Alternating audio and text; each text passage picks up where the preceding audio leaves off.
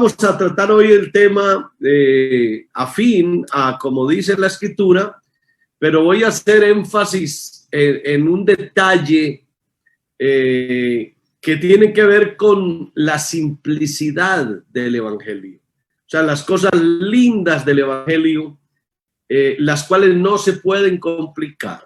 Cuando la palabra de Dios se complica, por lo regular trae funestas consecuencias. Por eso el tema de hoy es ese. Vamos a hablar de, como dice la Escritura, la simplicidad del Evangelio. Y tengo un texto abierto acá en el capítulo 9 de San Juan, cuando se hace la narración de un milagro, de lo que sucede con un hombre que nace siendo ciego y ocurre algo especial. Capítulo 9 de Juan, los versos 24 al 26.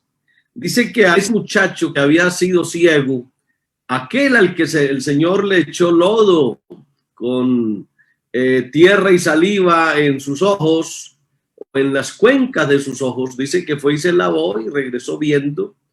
Y eso pues obviamente fue un suceso espectacular en el pueblo, hasta el punto que las autoridades lo llamaron al muchacho, llamaron también a sus padres para que trataran de explicar lo que había pasado. Y dice el verso 24 que volvieron a llamar al hombre que había sido ciego y le dijeron: da gloria a Dios, nosotros sabemos que ese hombre es pecador. Entonces él respondió y dijo: si es pecador, no lo sé. Una cosa sé, que habiendo yo sido ciego, ahora veo. Y le volvieron a decir: ¿qué te hizo? ¿Cómo te abrió los ojos? Bueno, es inaudito que estos hombres con tanta sapiencia y tanta autoridad pongan a un muchacho a explicar un milagro. Eso no tiene sentido. Ni ese muchacho, ni sus padres, ni nadie es capaz de explicar un milagro. Porque las cosas de Dios son simples, son sencillas, y muchísimas de ellas no tienen explicación humana. Así que la palabra de Dios hay que mirarla así, con la lupa de la sencillez, como dice la Escritura.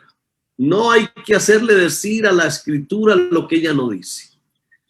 Y como uno de nuestros maestros ha enseñado varias veces, él siempre ha dicho: no siempre es como esté la letra, la traducción, sino lo que quiere decir la Escritura. Así que más también que es no solo como dice, sino qué quiere decir, que es la esencia misma de la palabra. Pero bueno, hablando un poco de esto de la sencillez del Evangelio, algunos escritores han compuesto unas frases bien bonitas. Ejemplo, alguien dijo: la complejidad es tu enemiga. Y Albert Einstein, uno de los más grandes físicos que ha dado este planeta, dijo: Dios es simple, todo lo demás es complejo. Qué buena frase. Y hubo otro quien dijo: quien se emociona por lo simple suele no ser simple. Y alguien añadió aún más y dijo: no es nada sencillo entender lo simple, porque las cosas simples son las más extraordinarias y solo los sabios consiguen verlas.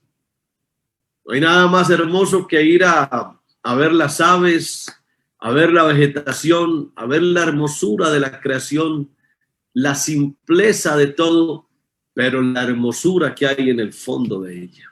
Es que, como dijo ese gran artista y pintor Leonardo da Vinci, él dijo: la simplicidad es la máxima sofisticación. Es decir, mientras más simple sea, más sofisticado se muestra. Porque las cosas más simples suelen ser las más verdaderas. Y la simplicidad consiste en hacer el viaje de la vida sin más que el equipaje necesario. Es decir, la vida hay que vivirla sencillamente. Y la palabra de Dios hay que recibirla con un corazón sencillo, sin darle la complejidad que a la larga traerá problemas. Por eso, la vida misma es realmente simple, pero a veces insistimos en complicarla. ¿Cuánta gente se ha dedicado a mirar la Biblia, a mirar la Escritura y a hacerle decir a ella lo que ella no dice?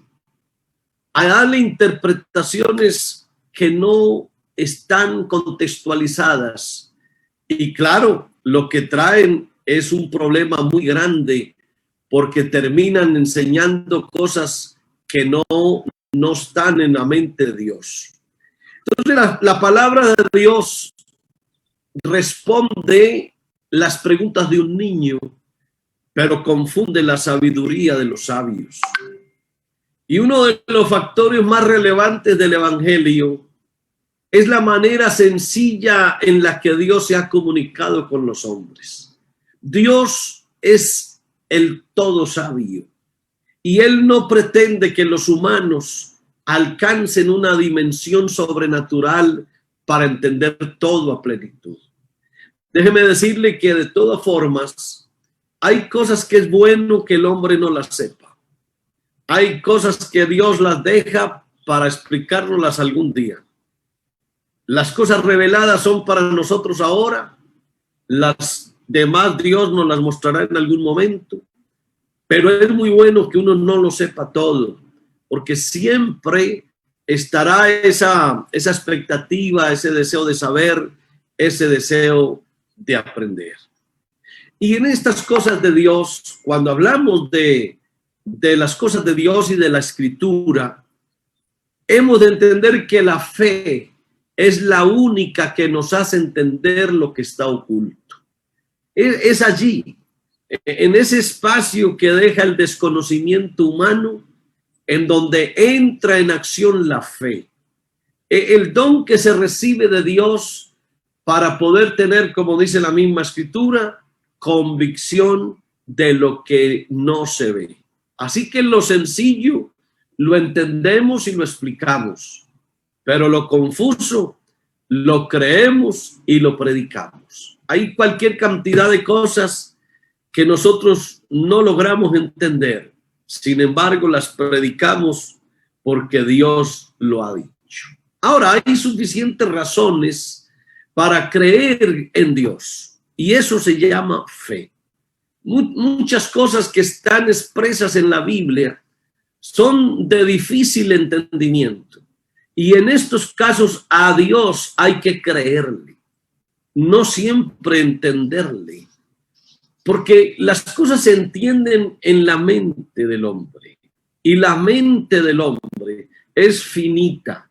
La mente del hombre no deja de ser humana. Hay cosas en la vida de Dios que no se entienden con la mente, sino con la intuición que tenemos en el espíritu. Por eso hay que entender a Dios en lo sencillo, pero en lo complejo dejemos que Dios algún día nos lo muestre. Hebreos 11:3 dice: por la fe entendemos haber sido constituido el universo por la palabra de Dios, de modo que lo que se ve fue hecho de lo que no se veía. Entonces la razón de ser de la palabra de Dios es guiar al hombre para que sea salvo. No más. Es importante que el creyente crea y conozca las verdades fundamentales que se cumplen en él. Alguien dijo, y me parece supremamente bien acertada esa frase, alguien dijo: no necesito que me digan cómo es el cielo, solo les pido que me enseñen cómo llegar allá. Qué maravillosa frase, ¿verdad? Se la repito. No necesito que me digan cómo es el cielo. Solo les pido que me enseñen cómo llegar allí. Muchas posiciones doctrinales pretenden profundizarse y lo único que logran es confundir a los creyentes. Los buzos, esos buzos se sumergen en las aguas y disfrutan de las bellezas del mar, sin embargo, tienen un límite al profundizarse. Creo que descender demasiado puede hacer doler la cabeza y bajar aún más puede hacer que ésta estalle. Por eso, profundicémonos en la palabra, pero no hasta el punto que la cabeza se nos reviente porque queremos entender una cantidad de cosas que Dios no las explica. Las grandes elegido el resultado del deseo de algunos hombres por tratar de explicar lo inexplicable.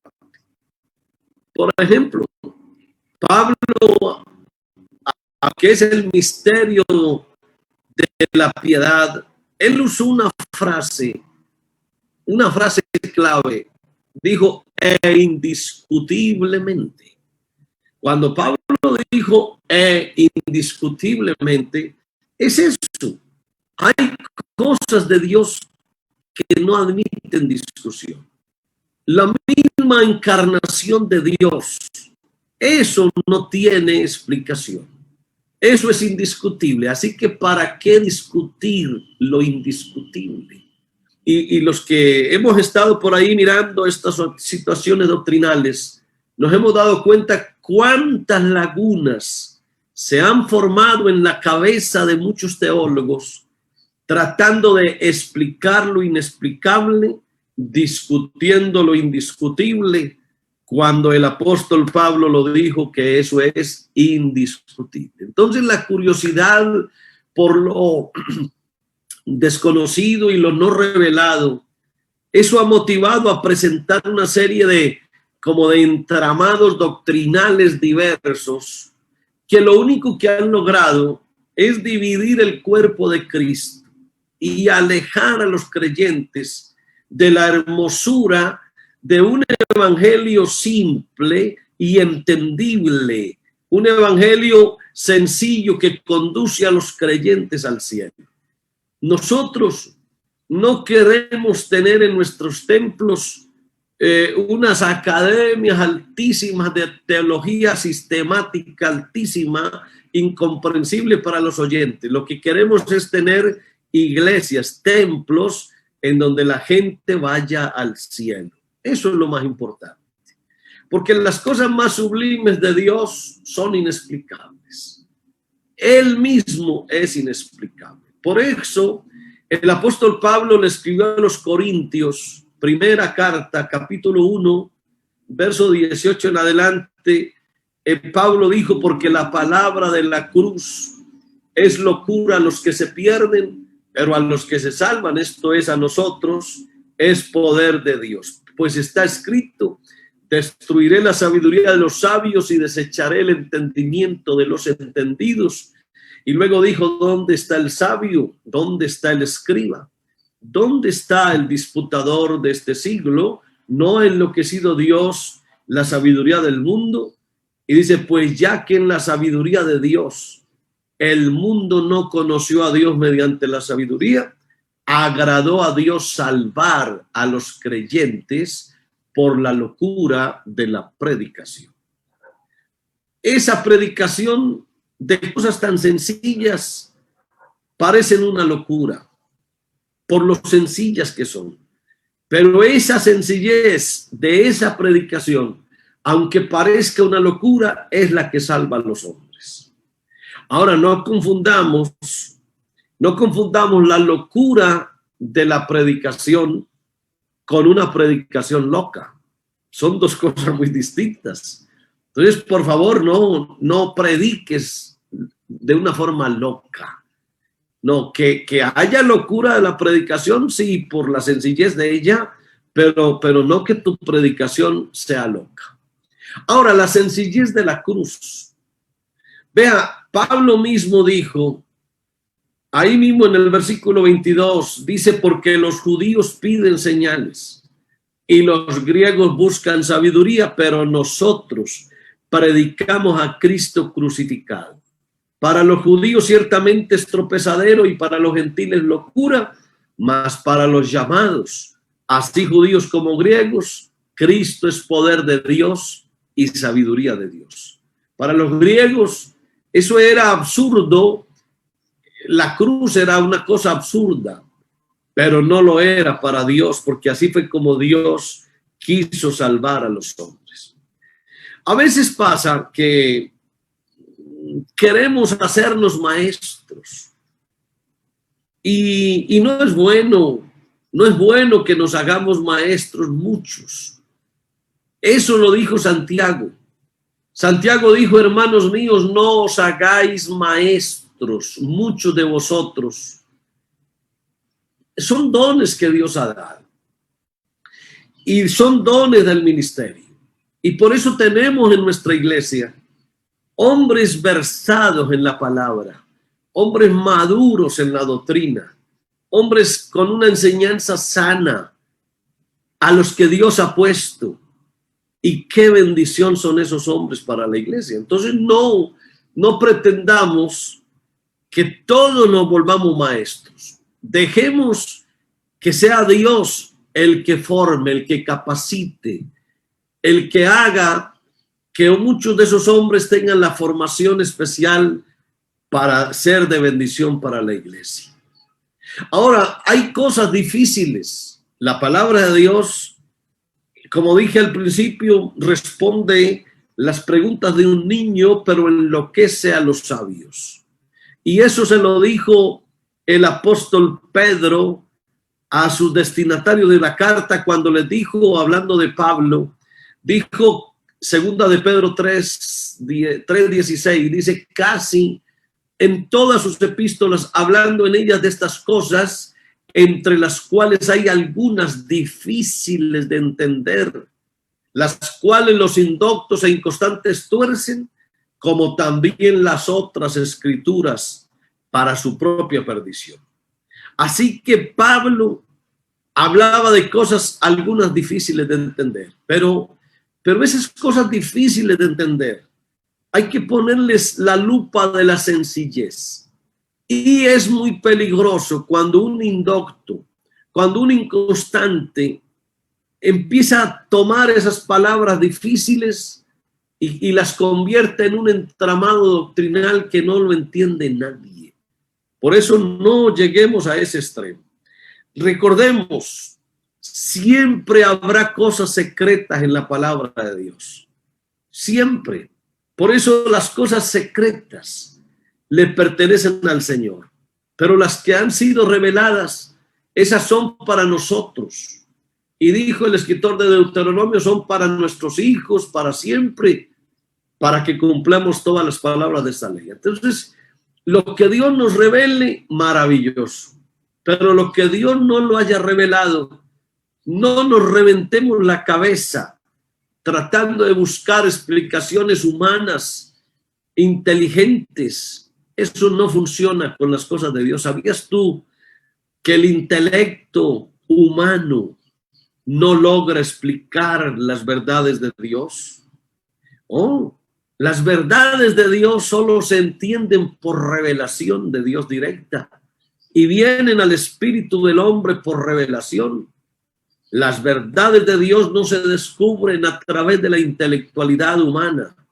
El intelecto humano nos sirve para muchas cosas, pero nunca para entender o para explicar a Dios. A Dios no se entiende con el intelecto. A Dios se le conoce por medio de la intuición, por medio de la revelación, como dijo Pablo un día, las cosas que él aprendió no las supo de hombre alguno, sino que Dios se las reveló. Y por eso las predicó con libertad y no fue a preguntarle a nadie, no subió a Jerusalén a preguntarle a a los apóstoles si es así o no, porque ya Dios se lo había revelado.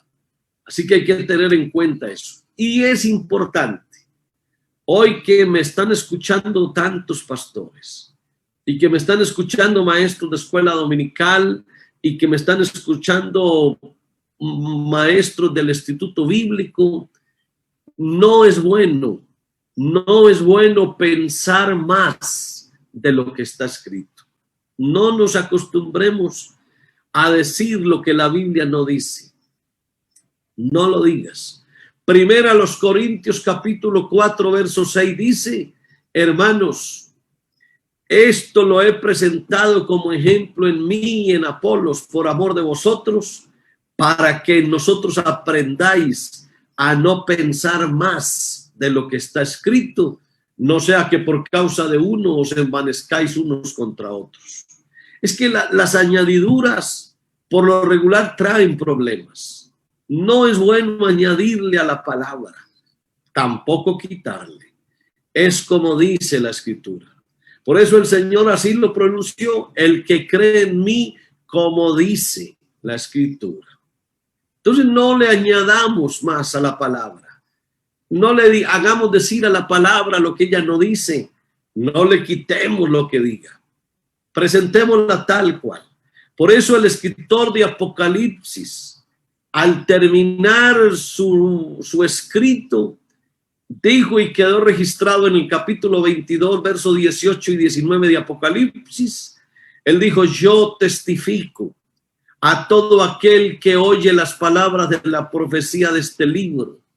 Si alguno añadiere a estas cosas, Dios traerá sobre él las plagas que están escritas en este libro.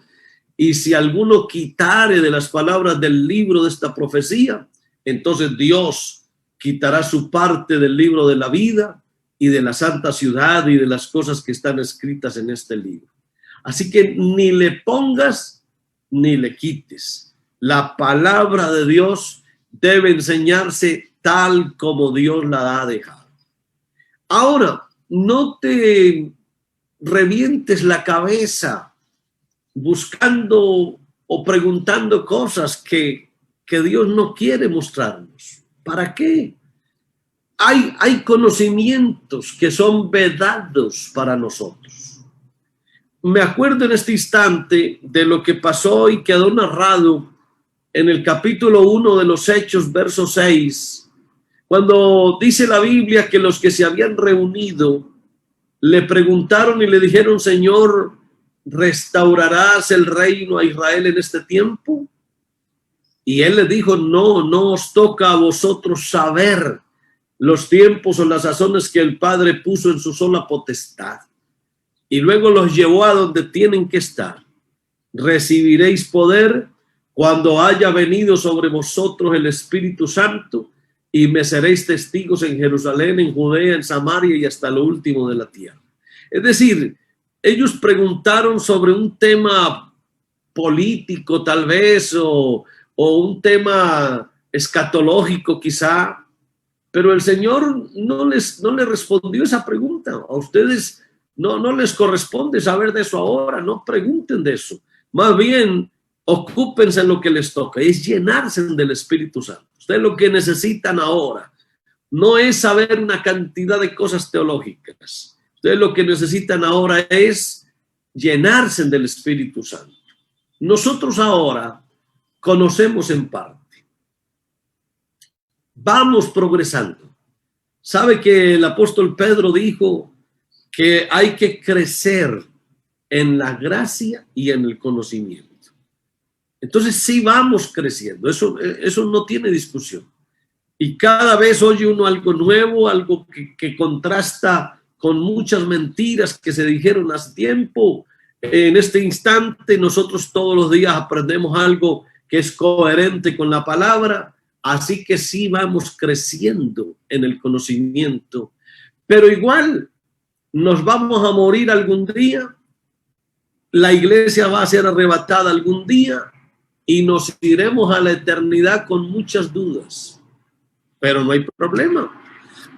No hay problema. El apóstol Pablo dijo: porque en parte conocemos y en parte profetizamos. Pero cuando venga lo perfecto, entonces lo que es en parte se acabará. Así que estemos tranquilos, felices. Con lo que Dios nos ha dado hoy es más que suficiente. No necesitamos saber más cosas. Con lo que tenemos hoy es suficiente. Y la unción de Dios, de la que Juan habló, esa es clave. Por eso esa unción nos enseña todas las cosas. Y en la medida que la iglesia vaya necesitando conocer algo, Dios se lo va mostrando. En los últimos 20 años, nuestra iglesia en Colombia ha alcanzado una madurez doctrinal excepcional. Hace 20 años habían algunos temas vedados que no se manejaban ni se discutían. Pero de ahí para acá, por decir un ejemplo, ya nos hemos abierto a lo que la palabra enseña y le hemos prestado atención y la hemos acatado. Así que hoy podemos con seguridad decir que lo que sabemos, hablamos. Lo que sabemos, hablamos. Esa es la verdad. Acuérdense, ese joven al que se le sanó de su ceguera, ¿qué iba él a ponerse a explicar lo que no sabía? Imagínense, preguntarle cómo te abrió los ojos, qué te hizo. Eso era llevar a ese muchacho a explicar un milagro, algo sobrenatural que ocurrió en sus ojos, que eso no lo explica ni un gran científico, no lo explica un profesional de los ojos. Que un hombre haya nacido ciego, tal vez sin hasta globo ocular, solo con las cuencas, y que el Señor le meta, por decir algo, 2 pelotas de barro en los ojos o en sus cuencas, que vaya y se lave y regrese viendo, eso no lo explica nadie. Nadie lo puede explicar. Y ponen a ese muchacho a que lo explique. Explícanos qué te hizo y cómo te abrió los ojos. Y yo digo, ¿qué voy a saber yo? Yo lo único que sé es que yo fui ciego, yo era ciego y ahora veo. Qué linda lección para los que predicamos el evangelio. Prediquémoslo así, sencillo, simple. No nos metamos en vericuetos doctrinales, en cosas complejas que a lo último terminan haciendo mucho daño. Y lo más preocupante es que no siempre el error viene de afuera. Muchas veces los errores doctrinales vienen de adentro. Por eso cuando el apóstol Pablo se estaba despidiendo de los hermanos en Mileto, él les dijo: de vosotros se levantarán hombres que hablen cosas perversas para arrastrar tras sí a los discípulos. En otras palabras, Pablo les estaba advirtiendo que esas mentiras, esa distorsión de la verdad y esa propagación de falsas doctrinas no iba a venir de afuera, iba a surgir del seno mismo de las iglesias. Que de entre las mismas iglesias iban a levantar hombres enseñando mentiras, distorsionando la verdad y propagando falsas doctrinas. Por eso hay que prestarle atención a esa cantidad de ideas y conceptos que a veces van surgiendo en las iglesias que no tienen control del Espíritu Santo. A las cosas que se predican hay que ponerles la lupa del Espíritu de Dios a ver si es verdad o no es verdad. ¿Por qué? Porque hay pensamientos que son bien direccionados, otros mal intencionados. En alguna reunión de la fe hablábamos alguna vez sobre la lupa de Filipenses capítulo 4, verso 8. Y eso también aplica para cuando alguien esté predicando la palabra. Dice: por lo demás, hermanos, todo lo que es verdadero, todo lo honesto, todo lo justo, todo lo puro, todo lo amable, todo lo que es de buen nombre, si hay virtud alguna, si algo digno de alabanza, en esto pensad. Y Pablo dijo: lo que aprendisteis y recibisteis y oísteis y visteis en mí, esto haced, y el Dios de paz estará con vosotros. Yo no tengo que inventarme nada. Cuando yo estoy predicando la palabra de Dios, no tengo que inventar nada. Todo está claro, la palabra de Dios está sobre la mesa. Lo que yo tengo que pedirle a Dios es que me dé unción, que me dé sabiduría espiritual para yo entender las palabras de Él y poderlas enseñar con sencillez. Esa palabra de Dios, hermano querido, la hemos tenido hace ya mucho rato. Y como dijo Pablo, escribiéndole a Timoteo, le dijo: lo que has aprendido y te persuadiste. Qué buena frase. Lo que has aprendido y te persuadiste, sabiendo de quién has aprendido y que desde la niñez tú has sabido las sagradas escrituras, las cuales te pueden hacer sabio, no para que discutas en todas partes, sino sabio para que seas salvo. Lo que queremos es predicar un evangelio, no que nos lleve a unas cumbres teológicas altísimas, porque no queremos aparecer como grandes teólogos, no. Lo que queremos es que esta palabra predicada salve a los hombres. Eso es todo lo que queremos. Así que tú, hermano, líder, maestro, teólogo, pastor, no te preocupes por las cosas grandes de la teología sistemática, porque hay muchas cosas incomprensibles. Más bien preocúpate por predicar un evangelio sencillo que salve a la gente. No te pongas a buscarle explicación a milagros que no tienen explicación lógica. Por ejemplo, Eclesiastés 11 dice: como tú no sabes cuál es el camino del viento o cómo crecen los huesos en el vientre de la mujer encinta, así ignoras la obra de Dios, el cual hace todas las cosas. ¿Uno qué va a saber, hermano? Lo que pasa en el vientre de una mujer cuando hay una concepción, cuando una célula masculina se une a una femenina. Eso es una cosa indescriptible, eso no es explicable. Y así como uno no sabe explicar el milagro de la vida, ¿cómo va a explicar uno las cosas que Dios hace? Entonces no le busques explicación a eso. El Señor también un día dijo: el viento sopla de donde quiere y oye su sonido, mas ni sabes de dónde viene ni a dónde va.